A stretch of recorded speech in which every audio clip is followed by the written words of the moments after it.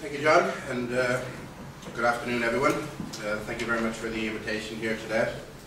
I've been asked to say a few things on economics, because for one reason or the other, I think for sins in a past life, I speak on finance on behalf of the Green Party, even as we are now in government. We recently held a think-in, which is becoming very prominent in the Republic, where political parties meet as parliamentary parties just before the start of a new session. And we had ours last week in Tralee, and we were joined by a lot of our local government representatives, quite a lot of them who were coming up to me and telling me to shut up and say nothing about the economy. Because for one reason or the other, they seem to think that talking about economics, especially now, is political dynamite. I happen to hold a different view. Our experience in government shows that we put aside a lot of the myths that the general electorate would have had about Greens in terms of competence and in terms of seriousness and in terms of a broader policy agenda. And the issue that matters most to people in their everyday lives, as much as we recognise the importance of climate change and the effect that that has on the planet itself, the issue that rates higher for everyone is the money in their pocket, how they live their everyday lives, what their personal economies are all about. And as Greens, we have to say something about this. And I think we have an opportunity to do so, more so now than ever when we have a very uncertain global economic climate. And that opportunity is something that we should be relishing rather than shying away from. The reality is that these uncertain times have been brought about by the practice of economics in a very unsustainable way. And we've issued a critique about this. We've warned that it was happening. We warned of the consequences. And now we're starting to live with the effect of that. But the other reality in politics is that you don't dance on someone's grave. You just acknowledge the situation as it is, and you offer the alternative. And the alternative, as far as the Greens are concerned in economics, is the development of local economies. There's no doubt that we live in a global economic system, and that will continue to be the case whether or not there's a massive bailout agreed by the US Congress this weekend. But if we want to avoid situations like this in the future, if we want to diminish the effect that they might have, you need to have, at a local level, economies where people's livelihoods can be protected because of the level of trade and activity that happens within their local communities. And this is the distinction between green economics and the economics of traditional political parties. I think Ireland offers a good example of how traditional economics hasn't worked and where we can offer good alternatives. On both parts of this island, we have large urban centres where much of the economic activity has been concentrated, Dublin in the Republic, Belfast in the north. And this has meant that other urban centres and even other rural areas haven't had the opportunity to properly define themselves economically or make the best use of their own resources.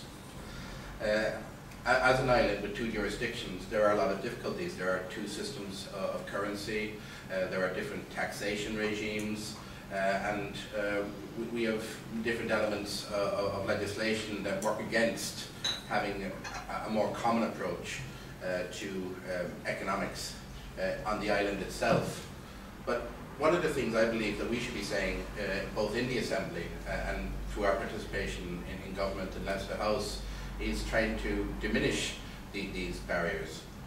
Because if you're talking about what synergies can be achieved on the island of Ireland by a shared use of resources, by a common approach in dealing with economic realities, then you'll find that the potential for economic development on both parts of this island can be more finely realised. I'm thinking in particular of the cross-border region, where there are large urban centres that look towards the larger city. The one that springs to mind to me would be the way that Dundalk looks towards Dublin, the way that Newry looks towards Belfast. In a green, sustainable local economy development, Dundalk and Newry should be working with each other. Monaghan and Armagh should be working with each other. Sligo and Enniskillen should be working with each other. Letterkenny and Derry should be working with each other. And this isn't a question of national identity, this is just good economics. We have economic models around the world where national identities are put to one side to allow this type of economic cooperation, development, even integration. I can cite the example of the Benelux countries, common approaches in Scandinavia, and the EU itself is an organisation that's meant to pool, wherever possible, a common economic approach. But as Greens, we should be trying to use that potential and put it in a green context. And now that we're in a situation where there's a great deal of uncertainty of what's going to happen in the next few years, I think we should be using our positions both in the Assembly and in Leinster House to say these things. The other element is the idea of a green economy itself. We've come to where we are at the moment internationally because of the practice of bubble economics, that a great deal of economic activity invested in one area of the economy. It's been largely construction-led in the Republic, and there have been factors that have been linked with international money markets in terms of hedge funds that have exacerbated that both in the UK and Wall Street over the last number of months. A green economy would have less emphasis on those, it would be more diverse, there would be more eggs in the basket, but it would also be concentrating on areas that we aren't giving enough attention to now. Just by promoting areas of green activity, you're promoting economic development. This is almost a heresy in terms of traditional green thinking, because some people think that economic growth of itself is bad. Economic growth isn't bad. Undirected economic growth is bad. Unsustainable economic growth is bad. But economic growth and development that comes from new investment in research and development in renewable technologies, in retrofitting housing stock that was never brought up to speed in terms of energy efficiency, in terms of bringing about a new green revolution in food. These are areas that are uniquely green economic ideas, and of themselves will bring a new renewal to local economies and help the regional and global economies as well. So if there's one message I want to get across to people, is that while the temptation would be to take the advice of many of my colleagues that are thinking last week and say nothing about economics, or resort to the we're doomed type of economic analysis that we're hearing all over the place, as Greens we should be looking at the economic uncertainty as the opportunity of saying that what we've been doing in terms of traditional economics does not work, it is not sustainable, that there is an alternative.